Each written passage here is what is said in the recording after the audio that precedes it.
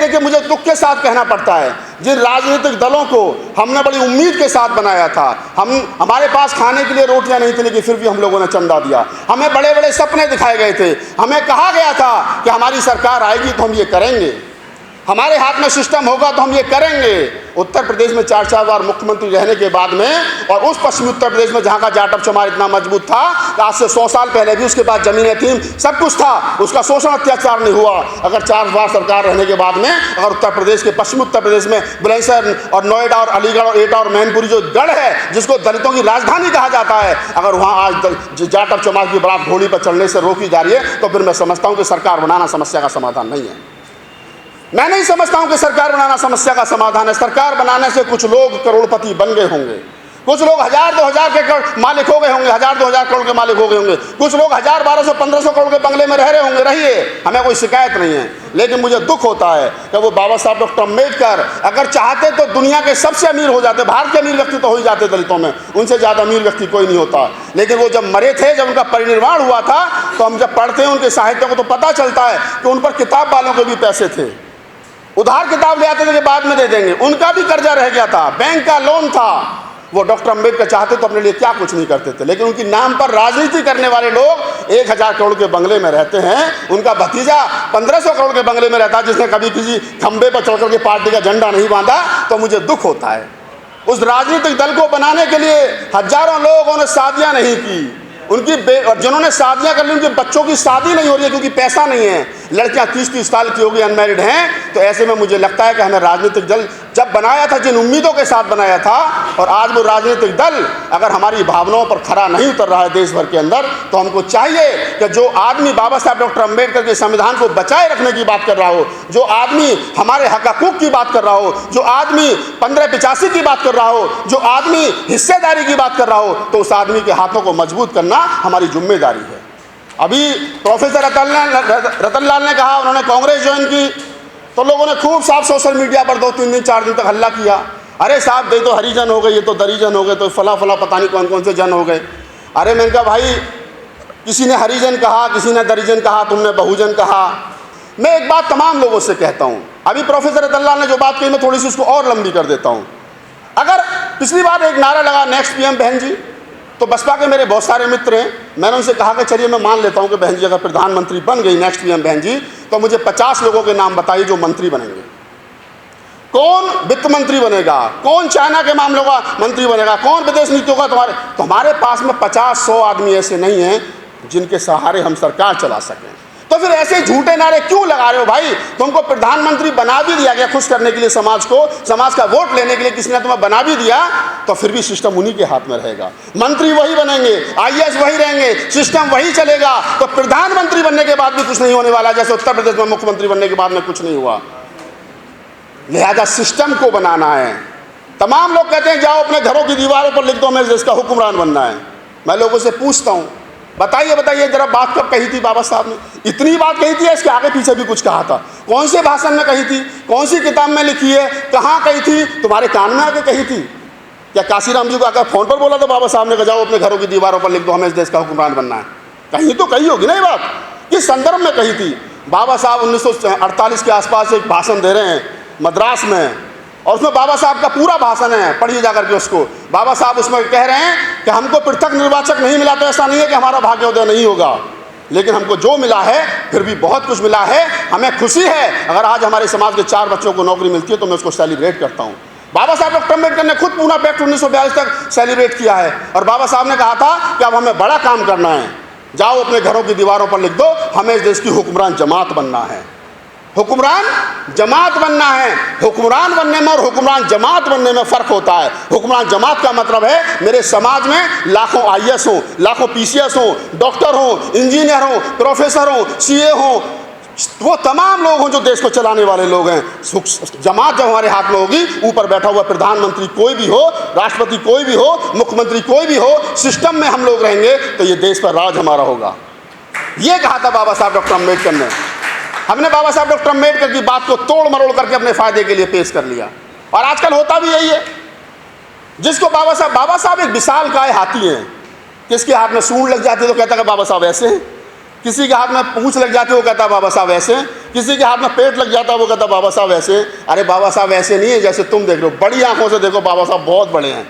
जब आप बाबा साहब को पढ़ोगे समझोगे तो बाबा साहब जो 1944 और 45 और 42 में कह रहे थे, अपने मेरठ के भाषण में कह रहे थे, लखनऊ के भाषण में कह रहे थे, वही बात बाबा साहब डॉक्टर अम्बेडकर आज साबित हो रही है। बाबा साहब इतने दूरदर्शी थे। हम लोगों ने बाबा साहब को उल्टा खड़ा कर दिया।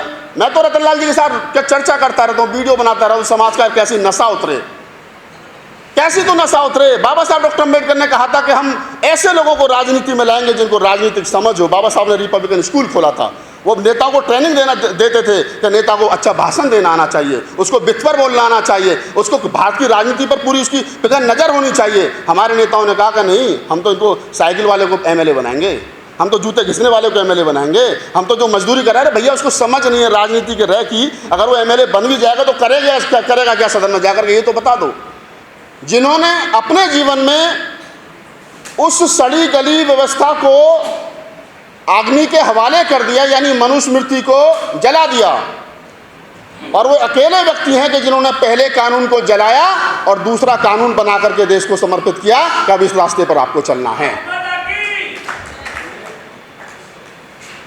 जब भारत का संविधान भारत के लोगों को दिया गया तो बड़ी उम्मीद थी कि देश में सब समता, बंधुता, सबको न्याय, सबको बराबरी मिलेगी। लेकिन बाबा साहब डॉक्टर अम्बेडकर ने संविधान सभा में दिए गए अपने 55 मिनट के भाषण में ये आशंका जताई थी कि संविधान कितना भी अच्छा क्यों ना हो, अगर उसको मानने वाले, उसको चलाने वाले लोग अच्छे हैं तो संविधान अच्छा साबित होगा, और संविधान को चलाने वाले लोग बुरे हैं तो संविधान बुरा साबित होगा। आज जो लोग संविधान में कमियां निकाल रहे हैं, आज जो लोग संविधान को गलत बता रहे हैं, वो अनपढ़ और कुपढ़ लोग ये नहीं बताते हैं कि 78 साल से इसी संविधान के बताए हुए रास्ते पर चल करके हम विश्व गुरु बनने का सपना देख रहे हैं। क्यों इस संविधान को वो लोग गलत बता रहे हैं, बुरा बता रहे हैं? और ये कौन से लोग हैं, इनको चिन्हित करना चाहिए।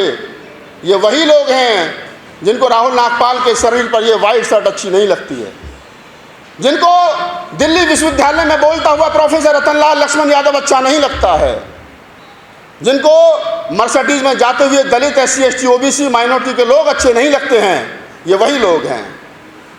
जब कोई गाड़ी 10 लाख की, 20 लाख की, 50 लाख की बढ़िया गाड़ी रोड पर सू करके जाती है और उस गाड़ी के पीछे लिखा हुआ होता है जय भीम, नमो बुद्धाय, सत साहिब, कुछ भी लिखा होता है, बाबा साहब डॉक्टर अम्बेडकर का सिग्नेचर होता है, बाबा साहब की फ़ोटो होती है, बुद्ध की, रैदास की, कबीर की कोई फ़ोटो होती है, और उसके पीछे जब 2 व्हीलर पर कोई मनुवादी मानसिकता से ग्रस्त व्यक्ति जा रहा होता है तो उस गाड़ी को देख करके वो गाड़ी में बैठे हुए व्यक्ति को भी गाली देता है, संविधान को भी गाली देता है, और बाबा साहब डॉक्टर अम्बेडकर को भी गाली देता है। क्योंकि उसको ये हजम नहीं होता है कि वो 5000 के टूटे स्कूटर पर चले और उसके सामने से 50 लाख की गाड़ी में बैठ करके कोई वो दलित, वो पिछड़ा, वो OBC जाए, वो उसको हजम नहीं होता है। हजम हो भी कैसे जाएगा? हमारे पुरखों ने जिनको उनके दरवाजों के सामने से जूते पहन करके चलने की अनुमति नहीं थी। अभी डॉक्टर रतनलाल कह रहे थे कि हर गांव में एक दक्षिण टोला है। हमको अपनी अनुमति से गांव में बसने की अनुमति नहीं थी, अपनी इच्छा से कि हमें किस दिशा में बसना है। वो तय करते थे कि दलितों के, अछूतों के मकान किस दिशा में होंगे। आज जब मैं देखता हूं कि उस संविधान की वजह से जो सिस्टम बना, और जो सिस्टम में मैं देखता हूं DDA में दिल्ली विकास प्राधिकरण हो, GDA हो, गाजियाबाद विकास प्राधिकरण हो, या कोई भी डेवलपमेंट अथॉरिटी हो, उसमें जब मैं देखता हूं क्या उसमें वो सिस्टम नहीं है। ऊपर के माले पर ब्राह्मण नहीं रहेगा, ऊपर के माले पर दलित रहेगा, नीचे के माले पर ब्राह्मण रहेगा, उसके नीचे के माले पर और कोई रहेगा। ये सरकारी सिस्टम है। ये सरकारी सिस्टम कब बना? ये सरकारी सिस्टम जब बना जब इस देश में संविधान लागू हुआ। तो इस संविधान को बचाए रखने की जिम्मेदारी उन कंधों पर मैं समझता हूं कि ज़्यादा है, जिनको बहुत कुछ सिर्फ और सिर्फ संविधान से मिला है।